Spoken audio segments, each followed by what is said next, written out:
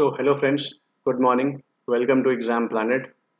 तो आज है संडे और आपको पता है संडे को हमेशा कंपाइलेशन आती है। ठीक है, तो आज है जून 13 और आज हम 1 से 7 जून की कंपाइलेशन मैं आपको दे रहा हूँ बैंकिंग अवेयरनेस की। ठीक है, टोटल इसमें 30 क्वेश्चन होंगे 1 से 7 जून के। और फिर मैं 8 से 12 8 9 10 11 12 13 ये 8 से 13 तक की एक और वीडियो आपको दे दूंगा। आज है तो कल तक प्रोवाइड कर दूंगा मैं आपको दूसरी वीडियो। 2 वीक की हो जाएंगी पूरी 60 क्वेश्चन। और यहाँ पे मैं बहुत ज़्यादा टाइम वेस्ट नहीं करूँगा, कोई एक्सप्लेनेशन नहीं होगा, सिर्फ एमसीक्यूज फॉर्म में क्वेश्चन आंसर सॉल्व होंगे। अगर आपको डिटेल में जानना है तो आप मेरी वीडियोस में जाइए, डेली वीडियोस में, और वहाँ से पढ़िए। यहाँ पे मैं सिर्फ एमसीक्यूज के फॉर्म में कराऊंगा क्योंकि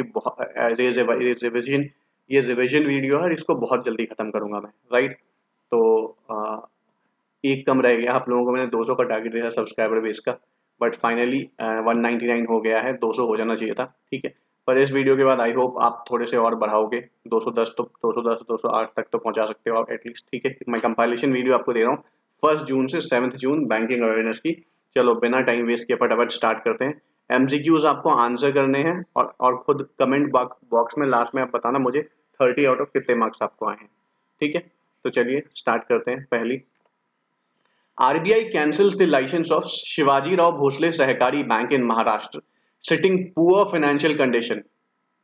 ठीक है, from which date bank will stop its operations. तो आरबीआई ने क्या किया है, शिवाजी राव भोसले सहकारी बैंक जो है उसकी उसके लाइसेंस को रद्द कर दिया है, ये बोलते हुए कि इनकी फाइनेंशियल कंडीशन अच्छी नहीं है। आपसे पूछा गया है कि बताइए कौन सी डेट से बैंक जो है अपना काम करना बंद कर देगी। So the answer is, I hope आपने मार्क कर लिया होगा, the answer is May 31st 2021। ठीक है, next question, what is the maximum amount a depositor can get as it is covered under DICGC if a bank becomes insolvent. ये तो बहुत simple सा सवाल है। अगर कोई बैंक दिवालिया घोषित हो जाती है तो उसके जो डिपॉजिटर हैं उसको मैक्सिमम कितना पैसा मिल सकता है, भले ही उनके अकाउंट में कितने ही पैसे हो। अगर 1 लाख हो 2 लाख हो तो वो तो मिल ही जाएंगे, पर अगर किसी अकाउंट में 50 लाख रुपए हो तो क्या उसको 50 लाख मिल जाएंगे अगर बैंक दिवालिया घोषित हो जाता है? तो नहीं, ऐसा नहीं है। तो वही मैं आपसे पूछ रहा हूँ कि मैक्सिमम लिमिट क्या है। मैक्सिमम लिमिट है 5 लाख रुपीज। ठीक है, अगर कोई बैंक दिवालिया घोषित हो जाती है तो उसके डिपॉजिटर को मैक्सिमम 5 लाख रुपए तक ही मिलेंगे, अगर उसके ऊपर है तो वो आपके डूब गए। Under Canara Suraksha personal loan scheme, under Canara Suraksha personal loan scheme, loan ranging from what amount will be given as instant financial support for कोविड-19। तो कैनरा बैंक की एक नई स्कीम आई थी लोन की, Canara Suraksha personal loan scheme. इसके तहत तो वो जो है लोन दे रही है। ठीक है, किसको लोन दे रही है? लोगों को।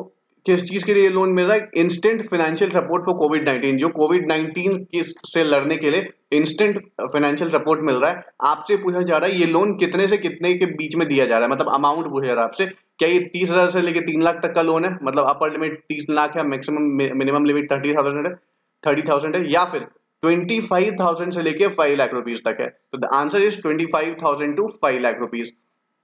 और आपको बता दूं मैं, ये कोलैटरल फ्री लोन है, मतलब इसके बदले आपको कोई भी सामान या कोई भी चीज मॉर्गेज के रूप में नहीं रखनी पड़ेगी। ठीक है, let's move to the next slide. Major Indian banks are against use of their services to trade in crypto currencies and if someone found of doing this what fine will be imposed on them. ठीक है, देखो major जो Indian banks हैं जैसे SBI हो गई, HDFC हो गया, आईसीआईसीआई हो गई, वो अपने कस्टमर्स को मेल लिख रही है कि you can not use our services to buy crypto currencies और सेल क्रिप्टो करेंसीज। आप नहीं कर सकते।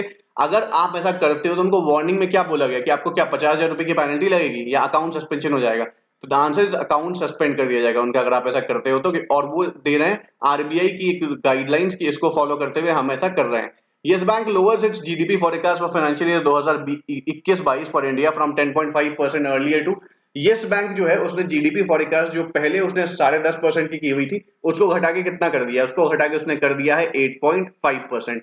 Indian bank association directed all the public sector banks to provide unsecured loan of up to what amount to meet their family members कोविड-19 treatment cost.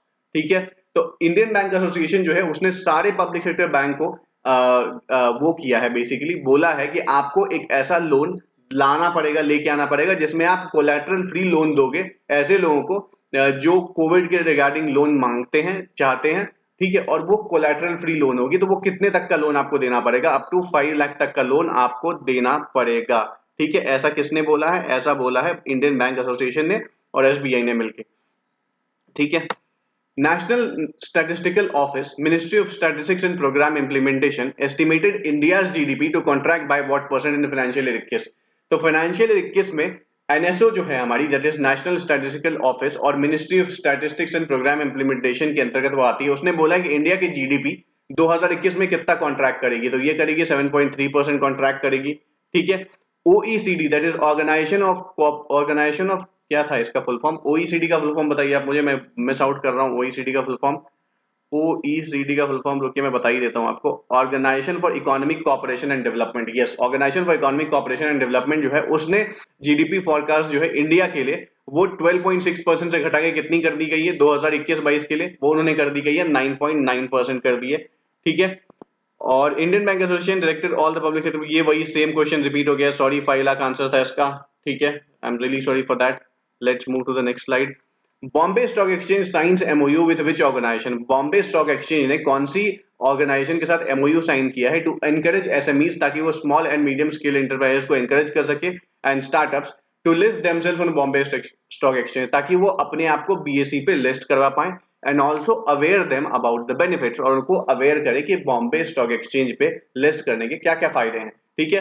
तो ये कौन सी organisation, ये है electronics and computer software export promotion council, ESC. मैंने इसमें option इसलिए नहीं दिया क्योंकि मुझे लगा ये आपको एक बार अच्छे से बता देना चाहिए, आप भूल ना जाओ। ईएससी इसका स्मॉल फॉर्म है और इसका फुल फॉर्म जो है वो है electronics and computer software export promotion council, जो है उसके साथ इन्होंने एमओयू साइन किया है बॉम्बे स्टॉक एक्सचेंज ने। ICICI partners with Microsoft which service, ICICI ने माइक्रोसॉफ्ट की कौन सी सर्विस के साथ पार्टनरशिप की है to strengthen and automate audits of service calls, जो भी उनके पास सर्विस कॉल्स आती हैं उनके कस्टमर सर्विस एग्जीक्यूटिव के पास, वो सिर्फ उसमें से वो 10% या 20% कॉल को ही ऑडिट कर पाते थे। अब उन्होंने बोला कि हमने माइक्रोसॉफ्ट की azure speech services and natural language के साथ टाई अप कर लिया, इसके तहत हम 100% कॉल को मॉनिटर कर पाएंगे। According to CGA, India's fiscal deficit for 2020-21 stood at what percent of GDP? According to CGA के अकॉर्डिंग क्या बोला गया है कि इंडिया की जो फिस्कल डेफिसिट है 2020-21 में वो कितने परसेंट है जीडीपी की, वो लगभग 9.3% है जीडीपी की। ठीक है, 9.3%। Next slide. SBI estimates India's recovery to be W shaped, याद रखिएगा एसबीआई ने एस्टिमेट किया कि इंडिया की जो रिकवरी होगी लॉकडाउन के बाद वो डब्ल्यू शेप्ड में होगी एंड इट डब्ल्यू शेप, ये अलग अलग शेप की रिकवरी होती है, एल शेप, डब्ल्यू शेप्ड, तो डब्ल्यू शेप रिकवरी होगी and it cuts down GDP growth estimate to what percent for from 10.4% earlier. और इसने जो है अभी तक सबसे ज्यादा इसी ने गिराया है, इससे ज्यादा इससे कम किसी ने एस्टिमेट नहीं किया। इसकी एस्टिमेट जो अर्लियर थी वो 10.4% थी, अब इसने गिरा के इसको 7.9% कर दिया गया है एसबीआई ने। ठीक है। Union Bank of India appoints AK Vinod as chief compliance officer, Union Bank of India जो है उसने एके विनोद को चीफ कंप्लायंस ऑफिसर के तौर पे नियुक्त किया है विद इफेक्ट फ्रॉम जून 1 2021 से वो पदभार संभाल लेंगे। उन्होंने किसको रिप्लेस किया, he replaced K L Raju, K L Raju को उन्होंने रिप्लेस किया है, किसके रूप में रिप्लेस किया उन्होंने रिप्लेस किया as a Union Bank of India के कौन, chief compliance officer, Union Bank of India के चीफ कंप्लायंस ऑफिसर के रूप में एके विनोद ने रिप्लेस किया है केएल राजू को। According to CGA, CGA is controller general of accounts, according to CGA India's fiscal deficit for 2020-21, India की जो फिस्कल डेफिसिट होगी 2020-21 के लिए वो कितनी है ऑफ जीडीपी, 9.3% है। देखो सीजीए ने भी वही बोली है और वहां पे जो पीछे मैंने बताया था आपको लास्ट स्लाइड में देखिए 9.3% सीजीए, और ये सेम क्वेश्चन रिपीट हो गया, सॉरी। चलो, NITI Aayog finalise name of how many public sector banks and insurance company to be privatised this year, NITI Aayog ने कितने पब्लिक सेक्टर बैंक्स और इंश्योरेंस कंपनी का नाम फाइनल करके दे दिया है सरकार को जिनको प्राइवेटाइज करना है इस साल, तो 2 पब्लिक सेक्टर बैंक्स हैं और एक इंश्योरेंस कंपनी है। Deputy registrar R S Dhonkar has been appointed as liquidator of which bank, deputy registrar R S Dhonkar जो है इनको अपॉइंट किया है लिक्विडेटर कौन सी बैंक का, as RBI cancel the licence of that bank earlier, RBI ने उस बैंक के लाइसेंस को पहले खत्म कर दिया था, कैंसिल कर दिया था, उस बैंक के लिक्विडेटर के रूप में आर एस धोंकर को अपॉइंट किया गया। ये कौन सी बैंक है, ये बैंक है Shivajirao Bhosale Sahakari bank. Axis bank chief economist Swagat Bhattacharya predicted India's GDP to grow between, Axis bank के जो चीफ इकोनॉमिस्ट है जिनका नाम है स्वागत भट्टाचार्य, उन्होंने प्रेडिक्ट किया कि इंडिया की जीडीपी जो है वो 9.5% से 10% के बीच में ग्रो करेगी। ठीक है। HDFC bank plans to turn carbon neutral by which year, HDFC bank ने प्लान किया है कि वो कार्बन न्यूट्रल हो जाएगी बाय द ईयर 2031-32। ठीक है, क्योंकि बहुत सारी कंपनीज इसको फॉलो कर रही हैं, कार्बन न्यूट्रल होने की कोशिश कर रही हैं, क्योंकि अर्थ का टेम्परेचर बहुत ज्यादा बढ़ रहा है और जितने भी ग्लेशियर्स थे वो पिघलते जा रहे हैं, ठीक है, बहुत सारे ग्लेशियर है जो पिघलते जा रहे हैं, ठीक है। Tag innovation private limited is set to become first digital bank of which country from June 2021। June 2021 से टैग इनोवेशन प्राइवेट लिमिटेड जो है ये उस देश की पहली डिजिटल बैंक बन जाएगी। ये कौन सा देश है? Pakistan. What percent interest one will get if he or she will deposit more than 1 lakh in Airtel payments bank? अगर आप 1 लाख से ज्यादा रुपए एयरटेल पेमेंट्स बैंक में जमा करते हो, जी हाँ, 1 लाख से ज्यादा जमा कर सकते हो आप। सरकार ने रिवाइज कर दिया है, अब ये अपर लिमिट इसकी 2 लाख कर दी है, अर्लियर 1 लाख हुआ करती थी। तो अब उन्होंने बोला है कि अगर आप 1 लाख से ज्यादा जमा करते हो एयरटेल पेमेंट्स बैंक के अपने अकाउंट में तो आपको इंटरेस्ट 6% मिलेगा। आई एम टॉकिंग अबाउट कौन सा अकाउंट? सेविंग अकाउंट की बात। सेविंग अकाउंट में 6% इंटरेस्ट रेट बहुत बड़ी बात है, यहाँ तो एफडी में नहीं मिलते 6%, ठीक है। चलिए नेक्स्ट स्लाइड पे चलते हैं। Which bank has become first in Asia Pacific to offer Swift GPI instant facility? India में पहली पहली बैंक कौन सी बन गई है एशिया पैसिफिक की जो कि Swift GPI instant facility service provide कर रही है? ये है आईसीआईसीआई बैंक, ठीक है। इसके तहत आप 2 लाख रुपए तक का अमाउंट इंस्टेंटली किसी भी देश से इंडिया में भेज सकते हो और वो रियल टाइम बेसिस पे आपके बेनिफिशियरी के अकाउंट में ट्रांसफर कर दी जाएगी। और इसमें कोई मैंडेटरी नहीं है कि जो बेनिफिशियरी हो इंडिया में उसका अकाउंट आईसीआईसीआई में हो या ना हो। अगर नहीं भी हो तो आईसीआईसीआई एज अ मीडिएटर बन के वो पैसा ट्रांसफर करा देगी। Up to 2 lakh rupees is the limit जो जो रियल टाइम बेसिस पे हो जाएगा, ठीक है। बाकी उसके ऊपर की चीजें जो होंगी वो it will take time. What is the upper limit that can be sent through Swift GPI instant facility that can be processed instantly and credited into the beneficiary account? वही मैंने आपको बताया 2 लाख रुपए तक की, ठीक है, ठीक है। Which microfinance institution has become the first in India? कौन सी माइक्रोफाइनेंस इंस्टीट्यूशन जो है वो पहली बन गई है इंडिया में टू इंटीग्रेट एनपीसीआई की जो यूपीआई ऑटो पे है उसको अपने प्लेटफॉर्म पे उसने इंटीग्रेट कर लिया है। किसने? उस माइक्रो फाइनेंस इंस्टीट्यूशन ने एनपीसीआई की जो यूपीआई ऑटो पे है उसको अपने प्लेटफॉर्म पे इंटीग्रेट कर लिया। आपसे पूछा जा रहा है कि वो माइक्रो फाइनेंस इंस्टीट्यूशन जो है उसका नाम क्या है? उसका नाम है SCNL, that is Satin credit care network limited. Satin credit care network limited. चलो, Bharti AXA Life Insurance has signed a bank assurance pact with which bank to offer health insurance product to their customers?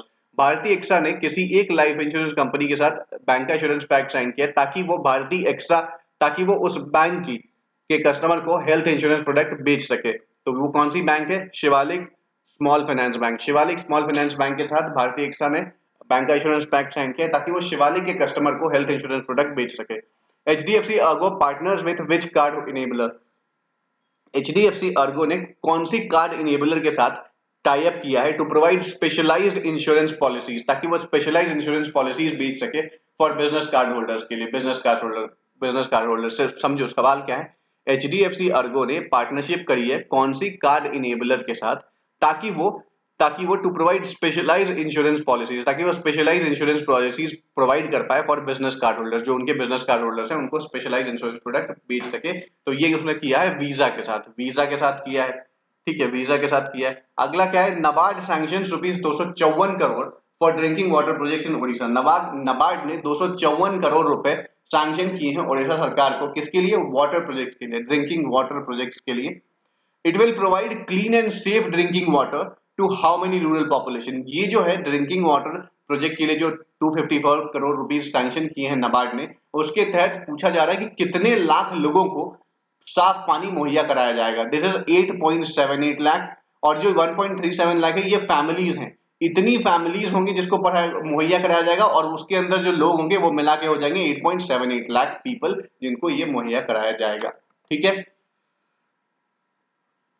According to BC FICCI report, India's fintech sector is valued to be at what percent to be what in 2020? 2020 में India की जो fintech sector है उसकी value BC FICCI ने कितनी लगाई है? ये लगाई है 50 से 60 बिलियन डॉलर की, ठीक है, 50 से 60 बिलियन डॉलर की। SEBI increases foreign investment limit for mutual funds to what billion dollar? SEBI ने फॉरेन इन्वेस्टमेंट लिमिट जो है वो बढ़ा दी है किसकी? म्यूचुअल फंड्स की। कितने बिलियन डॉलर तक? ये कर दी है 1 बिलियन डॉलर कर दी है, ठीक है। ये अर्लियर शायद 200 मिलियन थी, एक बार आप चेक कर लीजिएगा जहां तक मुझे याद है, ठीक है। ADB is giving what amount of loan to India to upgrade road infrastructure in Sikkim? ADB ने एक लोन दिया है इंडिया को ताकि सिक्किम के अंदर जो रोड इंफ्रास्ट्रक्चर प्रोजेक्ट्स हैं उसको अपग्रेड किया जा सके। आपसे पूछा जा रहा है वो अमाउंट कितना है जो एडीबी ने इंडिया को सैंक्शन किया है, that is 2.5 million US dollars India ने सिक्किम के लिए एडीबी से लोन लिया है। ठीक है, तो ये थे आज के 30 क्वेश्चंस। आई होप वीडियो आपको पसंद आई होगी। पसंद आई हो तो वीडियो को लाइक करें, चैनल को सब्सक्राइब करें और जल्दी से जल्दी 250 का टारगेट पूरा करना है हमें अगले अगले 5-7 दिन के अंदर। फटाफट हम 250 और 300 अचीव करेंगे। ठीक है, मैं आपके लिए बहुत मेहनत कर रहा हूँ, आप भी थोड़ा थोड़ा सपोर्ट दिखाइए, वीडियो को लाइक कीजिए क्योंकि वीडियोस देख रहे हैं लोग, लाइक्स नहीं बन रही है। एक भी वीडियोस में अभी तक 50 लाइक्स नहीं पहुंची, तो प्लीज वीडियो को देखिए और लाइक कीजिए और सब्सक्राइब कीजिए चैनल को, अपने दोस्तों के साथ भी शेयर कीजिए ताकि उनका भी बेनिफिट हो और मेरा भी थोड़ा सा बेनिफिट हो जाए। राइट, तो ठीक है, आज के लिए फिलहाल इतना ही। मिलते हैं कल आपसे एक नई वीडियो के साथ। Bye bye, take care.